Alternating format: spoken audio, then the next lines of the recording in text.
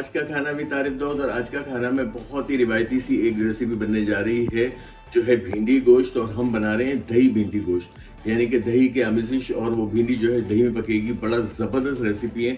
आए चल के बनाते हैं दही भिंडी गोश्त। मगर आपसे फिर वो रिक्वेस्ट करेंगे, चैनल पर नए हैं सब्सक्राइब कर दें, लाइक करें, शेयर करें, बेल का आइकन प्रेस करें ताकि मेरे आने वाली तमाम एपिसोड्स आपको फौरी से मिल जाए। कमेंट बॉक्स में कमेंट करें।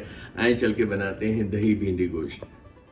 जी आ गए हैं, बना रहे हैं ज़बरदस्त सा भिंडी गोश्त। यहाँ ऑयल मैंने गरम करने को रख दिया था, 1 प्याली तेल लिया। थोड़ा सा ज़्यादा जाता है क्योंकि हमें भिंडी फ्राई करनी होती है। जो मेरा प्रोसीजर है, यहाँ पे ½ kg भिंडी को धो के किसी कपड़े से अच्छी तरह से साफ़ करके चीरे लगा लिए थे, यानी कि कट्स लगा लिए थे।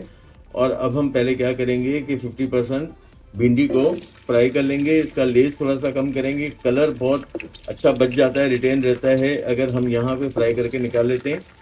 भिंडियों को पहले फ्राई कर लेंगे अच्छी तरह, फिर बाहर निकाल लेंगे।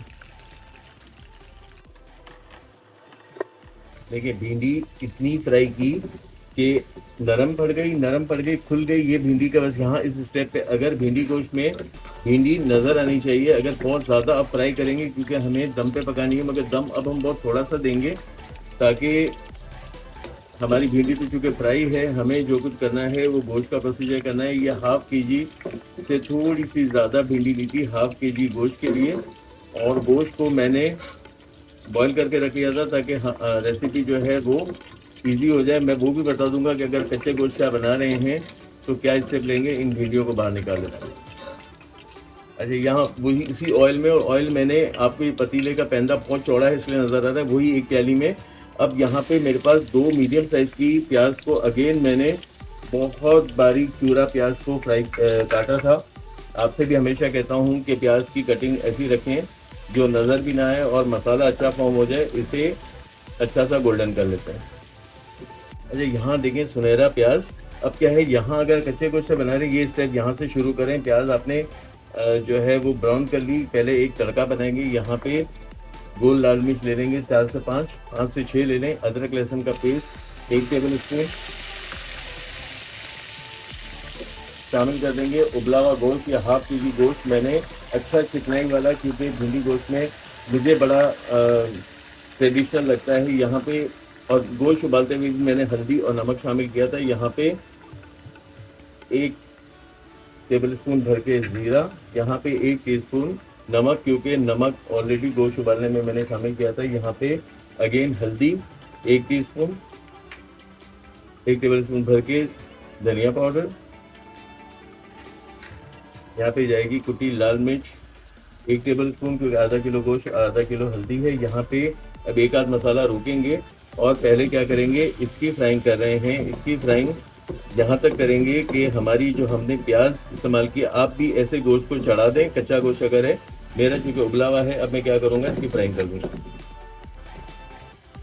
अच्छा, उबले हुए गोश्त की भुनाई कर दी। आपने क्या करना है, कच्चे गोश्त को गला के ये स्टेप पे भुनाई कर देनी है। भुनाई करने के बाद यहाँ हम शामिल कर देंगे 1 टीस्पून भर के पिसा गरम मसाला, क्योंकि भिंडी गोश्त में मैं कोई भी साबुत गरम मसाला इस्तेमाल नहीं करूँगा।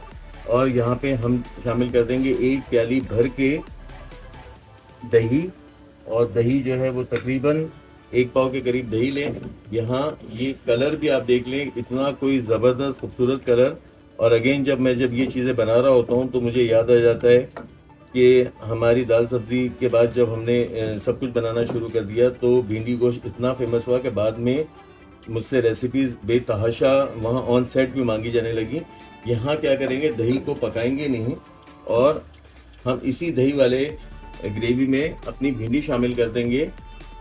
और भिंडी शामिल करके इसको दही वाले पानी में पकाएंगे ताकि हमारा गोश्त और भिंडी, चूँकि गोश्त तकरीबन गला हुआ था, थोड़ी सी कसर मैंने रखी थी ताकि इस स्टेप पे हमें गलावट मिल जाए थोड़ी सी। और ये देखें, बस ये यहाँ पे इसको ये अपसाइड डाउन किया और इसको दम पे रखेंगे। इसको दम पे रखने से क्या होगा कि भिंडी का कलर भी थोड़ा सा चेंज होगा। और एंड में हम इसको मज़ेदार सा एक टच और देंगे। यहाँ पे शामिल कर देंगे थोड़ी सी साबुत मिर्चें ताकि और रंग बिरंगी सा हमारा भिंडी गोश्त हो। और ऐसी चीज़ें जहाँ सब्जियाँ आपने बच्चों को घर में खिलानी है, वहाँ ये स्टेप ज़रूर क्या करें कि रंग बिरंगी सा बनाएं और इसको दम पे लगा देते हैं।